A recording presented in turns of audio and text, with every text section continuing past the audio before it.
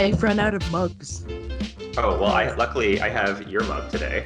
right? Or else I would have my mug too. But I have just this mug. Mm, sometimes it's all you need. Mm-hmm. Mm-hmm. Oh, so did you? I know that it's been a second since we were able to talk about Drag Race, Hmm. but weren't you just living for last night's episode? Maybe a little. In what respect?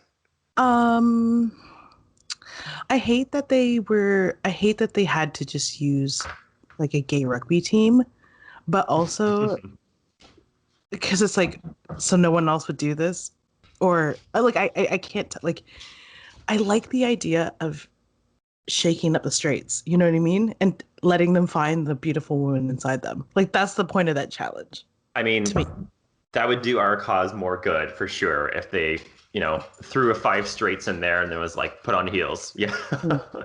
But I was loving the couple, the two who are partners who are just like feeling themselves in drag. They're just like gonna cry on the stage. Oh, Hmm. it was beautiful. Yeah. No, and it was nice to actually kind of see stuff like that return because I don't know if you realize, but in season 13, they didn't do that because of COVID. They had to do each other. Yeah, it was unique in a way, but I also it left something kind of like to be desired. Hmm. Because No, that's for like sure.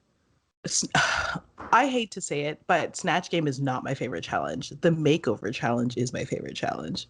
Okay. Because yeah, like Snatch Game gives me so much anxiety because I know that every time I'm gonna feel embarrassed for somebody who is bombing, and Yeah. that embarrassment gives me anxiety because I don't want to feel it. It's And I want them to brutal. all do Yeah.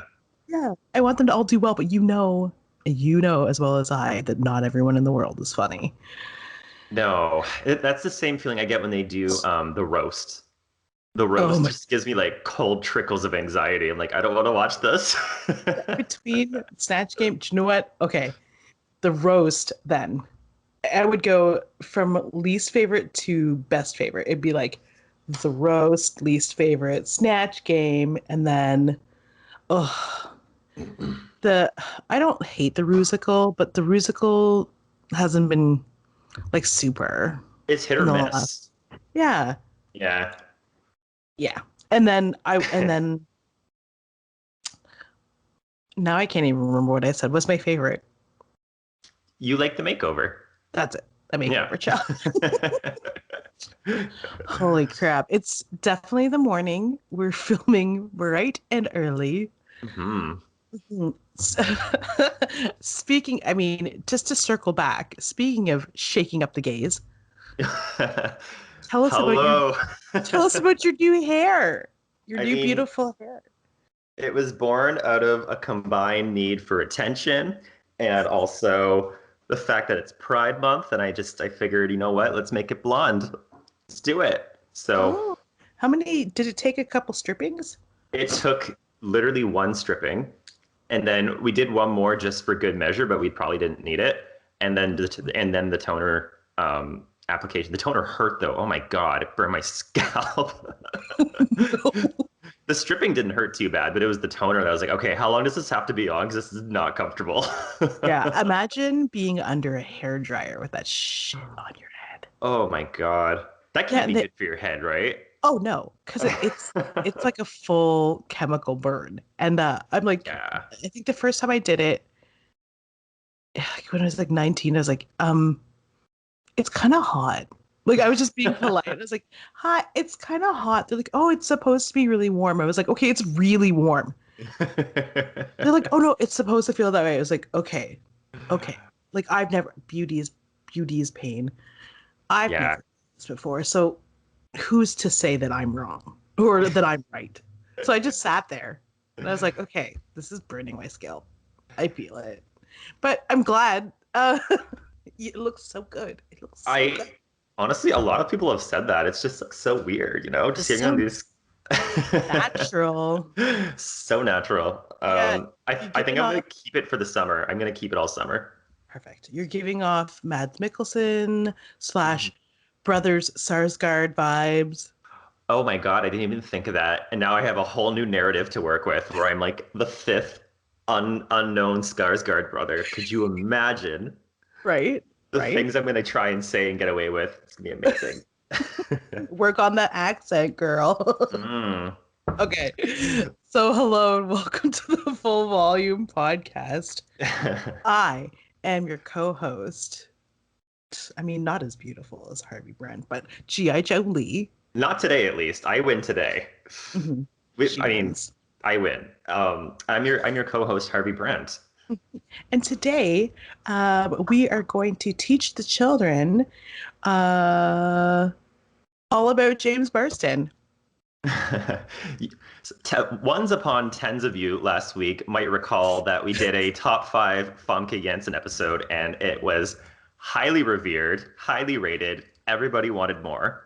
So Mm-hmm. we're like, what's the next logical step? What's the tea? Who do we talk about while we wait for Loki next week? Jimmy Marsden. Jimmy Marsden, as Hugh Jackman calls him. Super logical next step because we did Famke last week, and this week we're doing James Marsden, who is again another Marvel adjacent actor. And maybe that'll be the theme for any time that we don't have to review Loki or a Marvel property, as we do a Marvel adjacent actor. I can also think of a couple people that are not associated with Marvel that I was like, ooh, I'd like to do their top 5 movies, but we can stick to Marvel adjacent for now. Jane Peters. Oh, but he's fully Marvel at this point. Yeah, actually, it's like, okay, we'll do an Evan Peters special for sure. He would be hard to do though with yeah, we have to. That's like kind of on brand for us, actually. Because Part one, part two, film, television. oh my God, yes. An anthology podcast series on Evan Peters' best TV properties than his best movie properties. Just like American Horror Story. Every episode's different. Okay, sorry, I cut you off. Go on. No, I was going to say James Marsden's kind of a logical next step because in the X-Men movies, which again are Marvel adjacent, and thankfully they're being, washed away from any sort of canonical association to the MCU, hopefully, that James Marsden is Famke Janssen's love interest in the X-Men movies. He plays Cyclops. Will he be appearing on my list of top 5 James Marsden movies as Cyclops today? No, he will not, because he is treated poorly in the 3.5 X-Men films that he appears in. Just going to put that out there.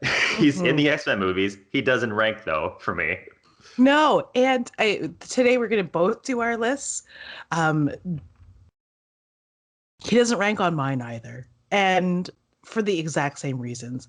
While he gets an uncanny, spoiler alert, like death scene? No, it's not his death. It's still not good. It's still not good. No, literally probably the most iconic X-Man aside from Wolverine, like Cyclops, well, maybe not most iconic, but oldest, certainly one of the oldest X-Men, treated like garbage for 3.5 movies straight. I think even maybe just the first movie, he got a little bit of writing, but still he was portrayed as just a whiny little bitch, to be Wolverine's adversary. X-Men 2, he was largely absent because he was captured for 2/3 of the movie. And then X-Men 3, he dies within the first 20 minutes. So not a lot to talk about there. Not a lot for poor James Marsden to work with. So does not rank. Not even an honorable mention.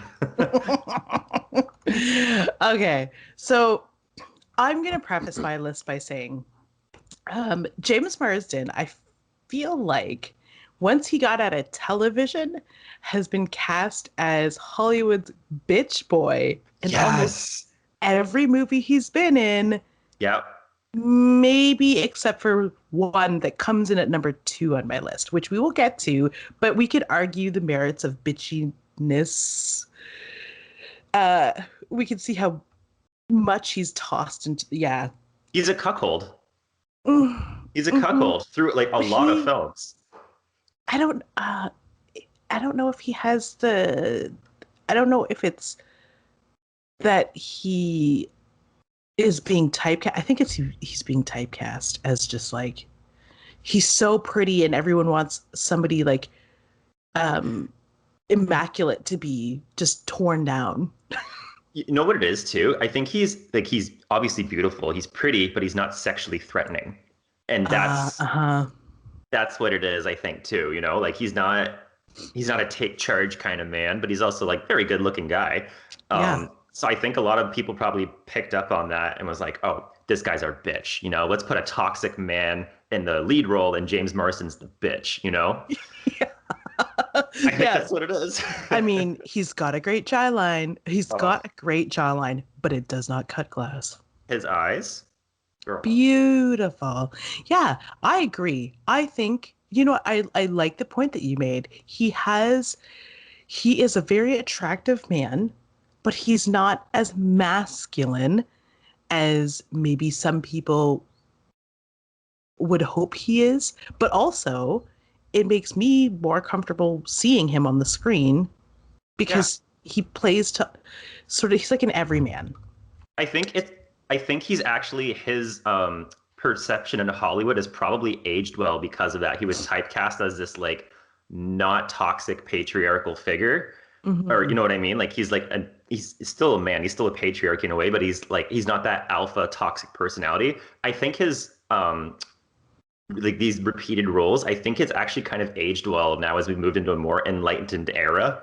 I think Hmm. like I kind of look back on some of these roles where like, you know, he's written like kind of like a wiener in X-Men where he's like, you know, the the Kind of like a bitchy, wiener. you know, like but then I'm like, you know what? You know, they try at the time they tried to make us view him as a dick and like kind of like a small, not villain, but like a nuisance. And now I'm just like, no, that's just a person having feelings, you know? Hmm. Hmm. I mean, his wife is dying. I mean, hey. Slash falling out of love with him. What are you supposed to do? You I would have whine. a I would have a meltdown, but also we still got to save the world, which is it's a lot. It's a lot. It's it's a lot. Okay, so I'll start with my fifth pick.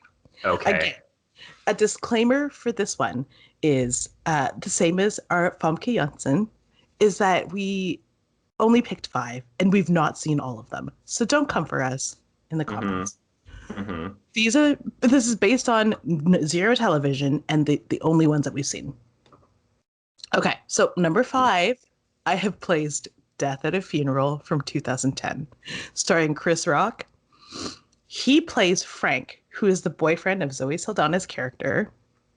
And he has so much anxiety because he's like the only white guy at a black funeral. And I can't remember if he was just meeting the family or not.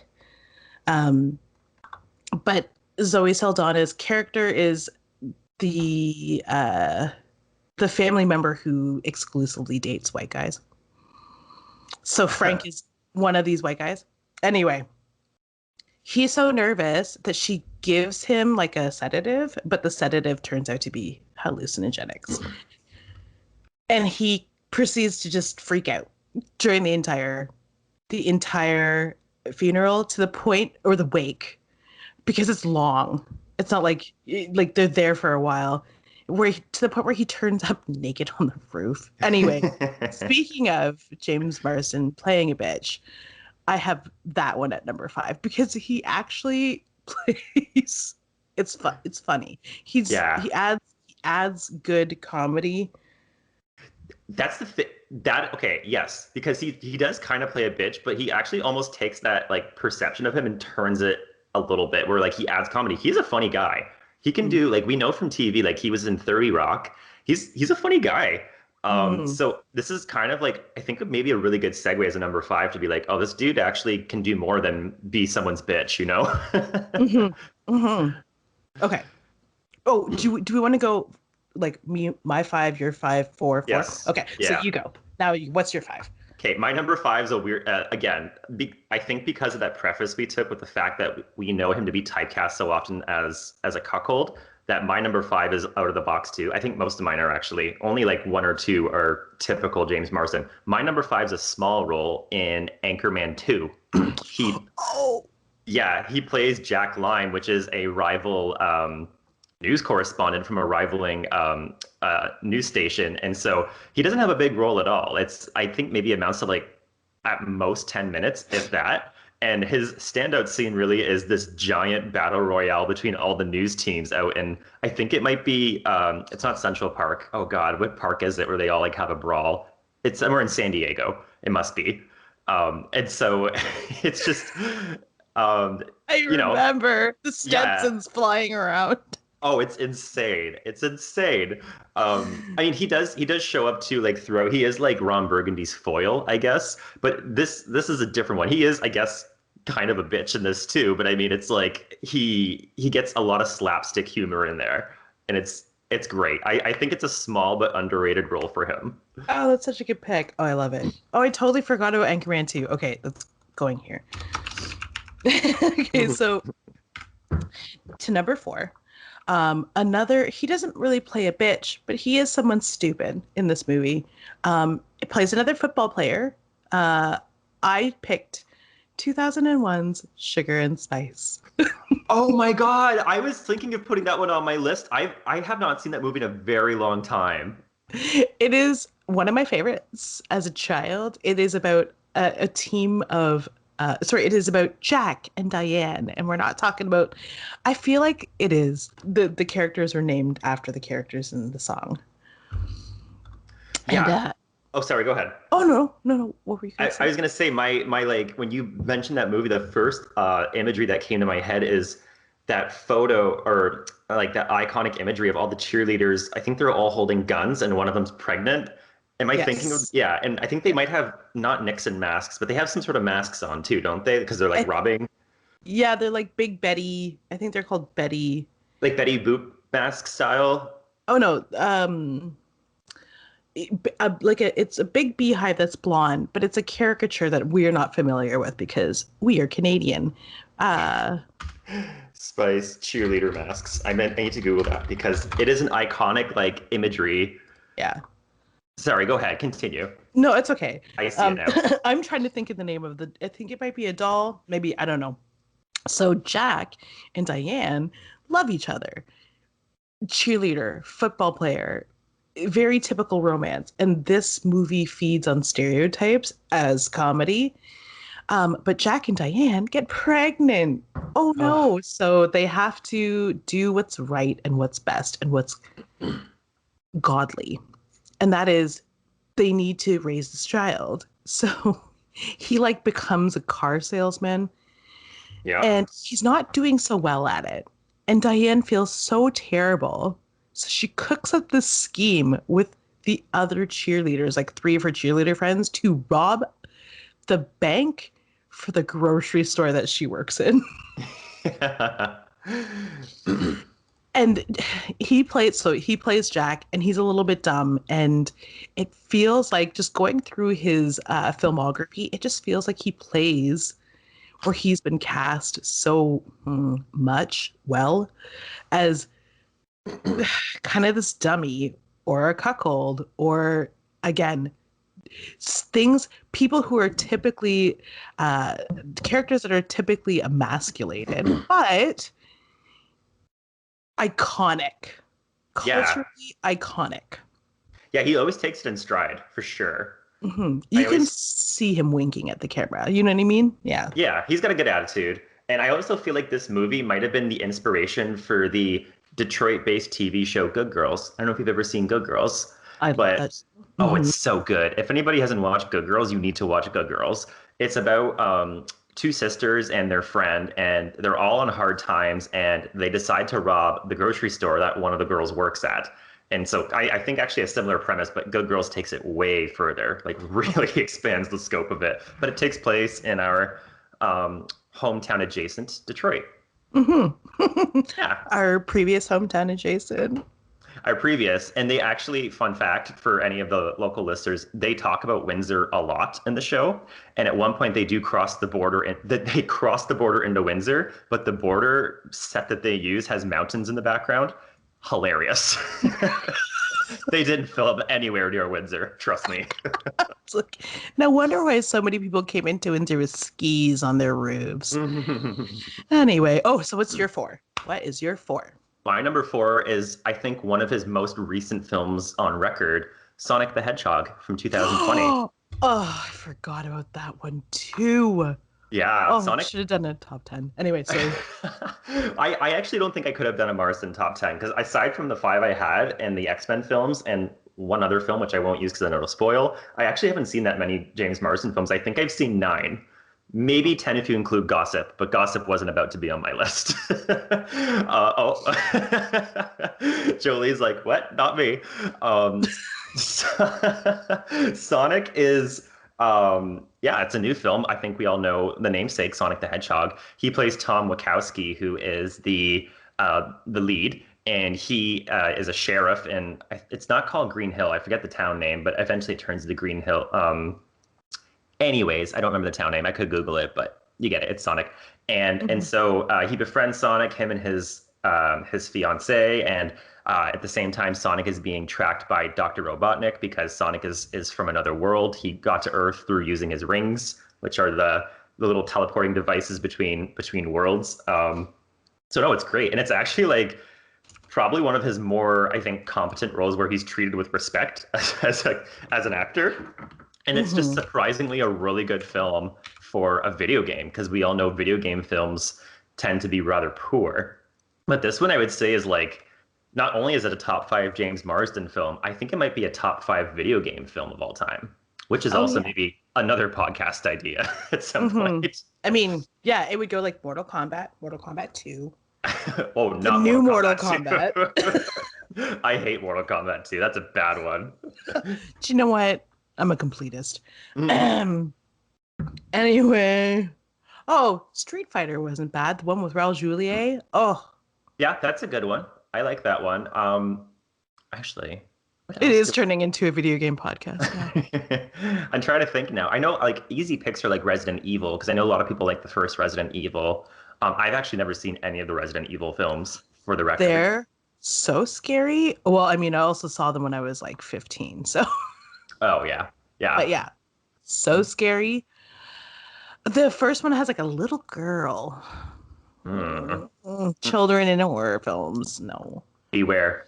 Okay. Number three. Three. So there's a tie for number three for me. Oh. Um, oh God. You're like, gossip will never be. Is Gossip your answer to Famke Janssen's House on Haunted Hill? Is it that level of like obsessed? No. Okay. No. No. We're getting there though. I feel like you know which one because there's only two. Um, so I have a tie with the year 2000. He starred in a film called Gossip. Ridiculous. And Yeah. I feel like I ranked it this high only because of the cast. It, It's got a good cast. I will give it right? that. Lena Headey, Yeah. Kate Hudson, Norman Josh Reedus. Jackson, Norman Reedus, him. Like, it's insane. And this dropped at the sort of tail end of the teen horror flick craze. Mm. It was sort of coming to a close. Like Scream was super huge, and then they kept coming out with more and more. Like I Know What You Did Last Summer. And then they It came out was with Scream 3, which killed it, which killed the yes, vibe. yeah. And they were like, okay, Final Destination, Scream 3, and then we're done. Like, Let's move oh on. yeah, it's getting kind of bad. Anyway, so he plays Derek Webb. Derek is accused of raping and murdering Naomi. And through the power of gossip, his life is just destroyed because he raped and murdered somebody, guy. Yeah, well, He was so popular. It's just, I can't believe in the year 2000 they still suffered from, um, they really needed to be Me Too'd earlier. oh yeah. I was thinking that too. And I haven't seen this movie in like 15, 18 years. It's been a while, Yeah. but I Mhm. was young. I was like 11 watching it. I was At like, least 21 years. yeah, it's oh yeah. I guess it came out in 2000. That's an old film. Yeah. Um, but yeah, no, I agree with you though. The cast for this one is good. Hmm. And Joshua Jackson this was just kind of at the I think Dawson's Creek, I think he was doing it during Dawson's Creek because Dawson's Creek ended in like 2003 or 4. So this would have been right in the middle of his Dawson's Creek run, and he is stellar in this film. I've noticed you're a fan of Joshua Jackson. You're a big fan of him, aren't you? We go back to the Mighty Ducks. Yeah, yeah, he is in that. Yeah, And he's a Canadian, super cute. yeah, he is. No, not a lot of people talk about that, but he is Canadian. Mhm. Yeah, I feel like the way that American people are like, oh, Canadian girls just look so different. Joshua Jackson looks like a Canadian guy. He Hmm. just has that look, and he's not conventionally like attractive, but he's handsome. It's surprising. Yeah, yeah, So anyway, but they both play like idiots. Like he plays a rich asshole. He's always wearing a pea coat and he's yelling about his privilege in this film, but he's good at it. And Derek is friends with him. So so guilty by association. Yeah. exactly. What kind of I company do you like, keep? right? And the film has like an M. Night Shyamalan twist, sort of, to the end. It's not a good film, but it's a pretty good role for James Marsden. Again, kind of tongue in cheek. I tied this one with another sort of like, it's not a throwaway character. To me, he's really important. And I feel like he played the role really well, because if you read the stage play for it and the scripts, you know that Courtney Collins does not Ah, buy into the racist bullshit that's happening on his TV station. So I picked as a number 3 to round out my number 3, Courtney Collins in Hairspray. Hairspray, Yeah, from 2007. that So yeah. actually that ranked on my list too, but I'm not going to tell you what number. Okay, cool. Your number 3, please. My number three is from 2008. And again, not a typical James Marsden role, which was why I was so interested in it. It is Sex Drive.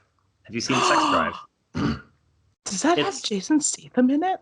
no, it's not a Jason Statham. It's a weird one. So it's a comedy, but it has very few recognizable names. The only people that are recognizable are James Marsden and Seth Green, and the rest of the people have only like literally done this movie. Like it's a weird one. But James Marsden. So the premise of the movie, sorry, it's a high school like a road trip sex comedy teen film about a high school graduate who goes on a road trip to meet up with a girl he met online and like have sex. It's based on a novel called All the Way, and really like James Marsden isn't the main character at all in it, but he does have a significant role. So the teen himself comes from like the guy. He's played by Josh Zuckerman, which if you don't know who that is, that's okay because again he's fairly well unknown even to this day. But he comes from kind of like a fairly white trash family. This Josh Zuckerman guy, and his brother is named Rex, and Rex is played by James Marsden, and Rex is like your typical Tyler or your typical Zach, where he like drinks Monster Energy and like, like drives four-wheelers down the street and like dirt bikes and everything. And he's just a huge, huge white trash douchebag, like huge. And so like he's got rage issues. This is all a comedy, so it's not, not really triggering, but he just what happens at one point is that Josh Zuckerman's character steals Rex's his baby, his precious car. I forget what kind of car it is. It's It's a GTO. it's a GTO Judge. It's a 1969 Pontiac GTO Judge, and It's always a GTO. Rex goes ballistic, like ballistic. It's probably like one of the highlights of the movie where he just like beats up his like garage door. But the twist at the end is that after the movie and the plot, nobody really cares what happens. I think actually the girl ends up being a catfish. Possibly. No, she doesn't. I'm thinking of Girl Next Door. No, I think they actually do. I don't remember how it resolves, but I do remember what happens with James Marsden because once the main character returns, James Marsden has come out as gay, which is great because throughout the entire film, he's making so many homophobic comments and just like really overcompensating. And he, it's a little short role for him, but it's extreme. It almost takes you out of the movie because he's so over the top, but it's wonderful. I think this made me hate him a little bit, but that was before I was really like appreciative of him. Yeah. Oh my God, that's hilarious. While you were talking or describing the film, I was slowly remembering the film and I was like, oh, dang. Okay. That goes Mhm. right into my honorable mention list then. It's Okay. a small little one. Not a lot of people talk about that movie. But it's good. And again, like just uh the cast is actually it's just a couple of people. That Clark Duke guy Oh yeah, Clark Duke's is from The Office. I know him yeah, from The Office. he's doing pretty well. I've heard of this Josh Zuckerman though, but I don't know that I've seen him in anything else that isn't kind of like um it's like like off Broadway, it's like off Hollywood. Hmm. Okay, so let's see. Dun dun dun, dun number 2. Okay. I feel like you knew this was coming, but we're gonna dive back into his horror offerings. Horror offerings. Oh. Horror offerings. And Oh. my number 2, which he actually plays the lead in, um, because like it's from 1998. Oh, I know which movie this is. Is Disturbing Behavior. Hmm. He Yep. plays Steve Clark and he moves to a small town where he is pretty sure that something is up. Something Hmm. untoward is happening with the children, but nobody believes him. Like they're like, "Oh, it's the classic boy who cried wolf." Like, "No, you're crazy. Everyone's fine because everyone is perfect." Hmm. All of the kids, they're like Letterman's jackets. It's like the 40s and the 50s. But it turns out, oh, he befriends Katie Holmes. Oh no. I right? Nobody Scientology adjacent is going to be befriending me. No. Let me say that much. Yeah. Then it's like in 1998, Brent was a mind reader. No, no. And I don't know what it was. It must have just been like her absolute explosion as Joey Potter on Hmm. Dawson's Creek that like gave her this role because she's a terrible actor. Sorry, What? not sorry. Okay, side Katie Holmes question. What was the first year of Dawson's Creek? Was it 97? Was that its first? Mm, I'm curious now because I need timelines. I need I need it all. I just watched the reunion. I'm pretty sure. Yeah, it's 1998. 98. Okay, so this is Mhm. the exact same year that she started in Dawson's Creek. Yeah. Yes. Mhm. Okay. So Interesting. there's that. So he plays Steve. He befriends her. Don't remember the other. But that's like a little trio. So she's part of the gang of kids that is so she's got a piercing and she has way too much eyeliner on both her upper and lower lid. So Oh clearly no. she's a problem. Um, so he befriends those two kids and they're the ones who kind of feed into his paranoia that something might be up, and they're right. The parents have been funding or voting whatever it is that they're freaking doing. They sign up their kids for this experimentation where they just turn them into quote the perfect children to create a picturesque Oh, town, right? So yeah. the boy in their friend group goes missing and he turns up at school the next day and is suddenly perfect. So that's like kind of the climax of the film. I would say the climax 2.1 of the film is when he returns home to tell his mom and dad, who you would think because they moved into the town would seem normal. No, turns out they've signed Steve up for the program too. So now Oh. him and Katie Holmes have to fight the system, and I honestly can't remember how it ends, but I'm sure it ends. I'm sure it ends. I mean, it has to. This is. I don't know if I've like looked at the poster for it too, but that '90s side part, feeling like it's really been coming back this last year with the Gen Zers. That's the hairstyle that's back in. If anybody wants to know what I'm talking about, Google the movie poster for Disturbing Behavior because it's wild. It's Right? that's the side part. Well, it's the middle part. Sorry, it's the middle part. Yeah, everyone who is like Jonathan Taylor Thomas, what were you girls thinking? There's the haircut, babies. Yeah, and it's Devon back. Devon Sawa, right Yeah, down the middle. boom, Beautiful. hard cut. Nick Carter of the Backstreet Boys. And that's the vibe that James Marsden has here too. Mm-hmm. I see it. Delish. So, Delish. your My number number two. two. My number two was Hairspray. Oh, Uh, nice. Nicest Kids in Town. Still on my Spotify. Sometimes it comes on when I'm in the shower. I love Corny Collins. I think that's a cool role to be like a game show host, but also be a game show host ahead of his time in terms of the actual substance of the film. You covered it pretty well already, so I don't need to. But yeah, that was my number two. And he's you know what? No. One more thing. He he is such a good singer. Nobody gives him credit for how amazing his voice is. Yeah, That's he this really. is Yeah, he was keeping up with Zac Efron in that film, and Zac Efron is a little songbird. He's a little songbird. Yeah, James Marsden's got some pipes on him, so he can sing.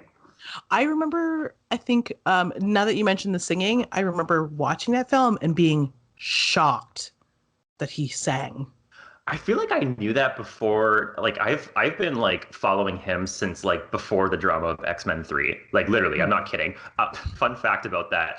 I used to be part of a forum online in 2005. It was I think xmen-films.net, and the screenwriters for X-Men 3 would sometimes come on and answer questions. Do you want to know what the number one question was that they got each and every single post? Are you guys going to kill Cyclops? What's going on with James Marsden? Why are we hearing that he's not on set filming? What are you guys doing to Cyclops? And every time they would deflect. That's Simon Kinberg and Zach Penn. I see you 15 years later. I'm not over you. Oh, there's your tea for this morning. That's the tea. That is the freaking tea. I mean, Oh, I'm yeah. sure it wasn't their decision, but still, they done screwed him over. But enough about that. I wonder if I can find those posts. I'm gonna do a deep dive because I would love to just like bring the receipts forward and be like, this is the harassment for Zach Penn. Make better movies. How dare you write Elektra? Like, get out of here. Oh, no. Electra was fine. You know what? I have another story. I was so delusional and starved for superhero films back in 2005 that I convinced myself that Elektra was fine because Blockbuster had a deal that where if you bought Elektra, you got a free case of Coke Zero or Diet Dr. Pepper with it or something. And I'm like, oh my goodness. this is going to be a good film. That's the level of delusion we were working with back then before the MCU. So thank you, Marvel, for stepping in. I love a Coke Zero. I mean, it definitely survived to this day. Oh, Anyway, yes. I honestly, I don't know if it was actually Coke Zero. I'm going to Google what. it was probably Crystal Pepsi. It was oh man, Elektra film Coke promotion. Let's see. Was it Dr. Pepper? I feel like the red is similar, so it might have been Dr. Pepper. Oh man, this is like we're dealing. It was Coke Zero. It was Coke Zero. Oh shit! I didn't think it would last when it first came out. I was like, that's weird name. Anyway, It's your number one. okay. Speaking of singing roles, I've been dreaming of this. I've dreamed of this film. It's so good. He plays such a beautiful fairy tale character. I put 2007's Enchanted at number one. Yes. That was actually going to be an honorable mention for me. I had it written down and then I bumped it for Anchorman, but that's a good one. I'm sad that I forgot about Anchorman too. Like and Sonic. Like I could have had a bigger list, but anyway. So he plays the role of Prince Edward, and he is just such a great. Him and Amy Adams have great chemistry, but him and Idina Menzel have even better chemistry. Do you mean Adele Dazeem, as John Travolta calls her? Oh, I'm sorry. I didn't mean to mispronounce her name. No, you didn't. It's John Travolta that did. He's such an asshat. Ooh, I know. The only thing that would have made that worse is if his dye line would have started dripping down his forehead. Bless him. Mm-hmm. Anyway, sorry, I derailed you there. Give me your James Marsden Enchanted experience. So there's a scene where they decide that they're going to okay, for the viewers at home. It's a film where they get zapped into like they live in a fairy tale. It's a cartoon. He's the Prince Charming. Amy Adams is the princess in a castle, and they're fated to be together because he's Prince Edward. He's the prince, and they live those stereotypical tropes of the fairy tale life until the evil queen zaps them into IRL, and Prince Edward has to go and find her. She is discovered on a billboard by McDreamy. Yes. And he takes her home and houses her, essentially. The strange woman in a gigantic ball gown, obviously non-threatening. I would have put her in my apartment too. And she slowly starts to fall in love with McDreamy, as you do. And Prince Edward finally gets in there and is like, okay, we can go back home to where's it called? Atlanta? No. Mylanta. Let's Google that. Andalasia. It is Andalasia, yeah. That's it. So he's like, he tries to take her home to Andalasia, and she's like, I don't know, maybe we should date first. And I always go back to this scene where they're on like, they have like a typical date in New York, and they're like eating footlongs or corn dogs. Yeah. And they decide that they maybe decide that they're gonna like they do love each other, and but anyway, I don't want to ruin it. Well, there's also a sequel coming out next year, so be excited. Yeah, Disenchanted it's called. Yeah, well, okay, you're not going to ruin it. So it turns out that McDreamy is betrothed already. Everyone's betrothed. And he's betrothed to our friend, and she's my fairy godmother, Adele Dazeem. But they pull a switcheroo, and she falls in love with Prince Edward. And he takes her back to Andalasia and marries her and lives happily ever after. Which, like, hey, everybody got what they wanted. Yeah. Yeah. So, it was such a perfect movie. Everybody sings, especially James Marsden. When they do that big song in the park, How Do You Know? I'm like, oh, this is the best. And it's so funny because they do what they do in fairy tales in real life, and he's just running around the city like yelling, I've been dreaming. Like, it's so good. Anyway, it must have been a really fun film to like actually do. It's like it's a good movie, but it's also just like the concept is pretty whack, like in a fun way. Yeah, it's so good. It's so fun, and it's exactly how I want to see him and Amy Adams. Just sort of emasculated, but not really empowered, really. So like playing, he spent his life playing a series of stereotypical people: rapist, Prince Charming, dumb jock. Like, but he does so well. He takes those roles and he loves them and cares for them, and he gives you one of the best characters in the film, which is so gold. He's gold. He's gold. So my number one is an iconic film. Like all the white girls, raise your hands. It's The Notebook from 2004. Heyo, wayo. Yeah, he plays. So for those of you that have been living in outer space for the last 20 years, The Notebook is a film that stars Rachel McAdams and Ryan Gosling, both who are from your hometown currently. Heyo, wayo. And it's a love story that takes place in the 40s, but it's told in present day, aka 2004. And so it's a really just, torrid romance between Ryan Gosling and Rachel McAdams. Ryan Gosling's character gets sent off to World War II, and it looks like he dies. And so Rachel McAdams moves on. He doesn't die, but she moves on and she shacks up with James Marsden. His character's name is Lon. And, obviously then we get the whole, no, I'm actually not dead, and he comes back to town but she's already, I think engaged to James Marsden at that point. And she ends up running away with Ryan Gosling's character. I think his name's Noah.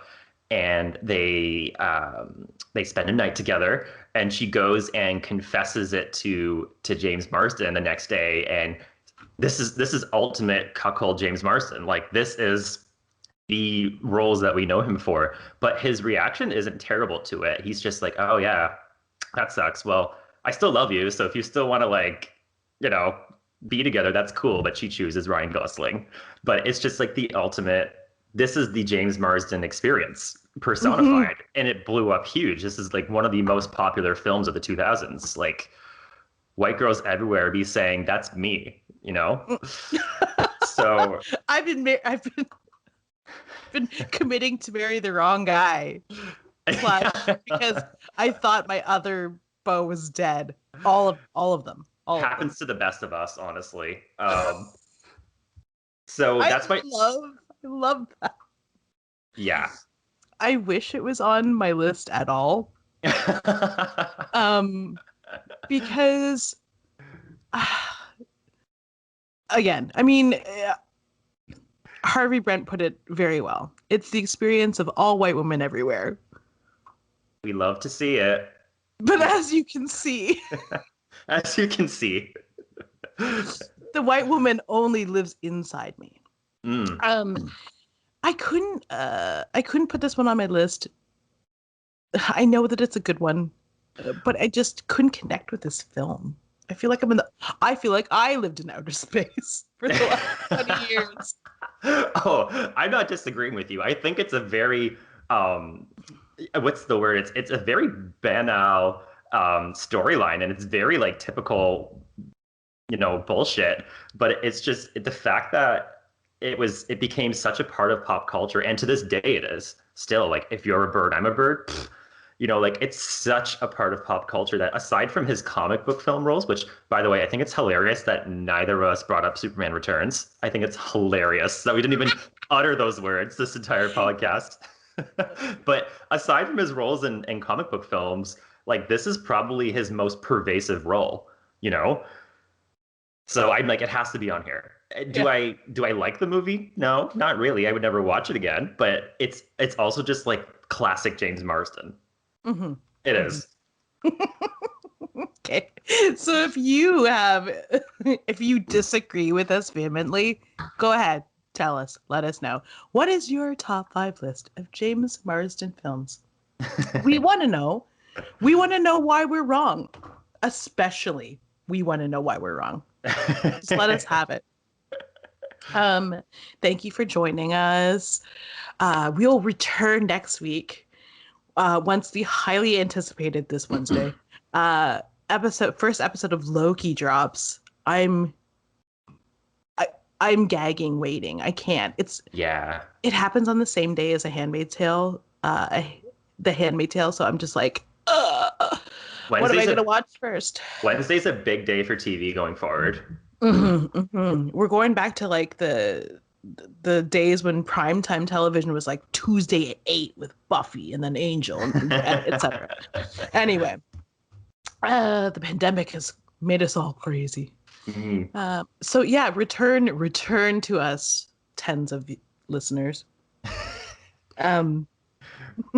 We have to keep making it going up each time. So then we said tens, and next time it's like 50s of listeners, and then hundreds of listeners. We have to manifest our dreams. 20s. Oh, that's realistic. Do 20s. Okay, but yes, if we're manifesting our dreams, I'll jump to 50. Okay, so you can catch us. You can catch back episodes on the Comic Book Syndicate YouTube channel and the Comic Book Syndicate website. It's www.comicbooksyndicate.com. You can write to us at fullvolumepod@gmail.com. It's easier if you just hit us in those comments, because Mike Al gets them right away. He is right sitting there coordinating, just grabbing them for all these different windows. He's there putting a document together for us. Like a real life Tom Cruise in Minority Report / Oracle. Yes. Yes. So yeah, tweet us at no, that's Spidercast.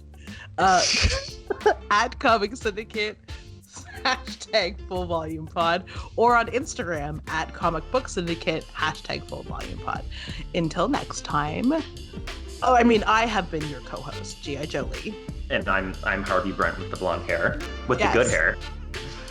Yeah, Harvey Brent with the good hair / Sarsgaard number 5. 6?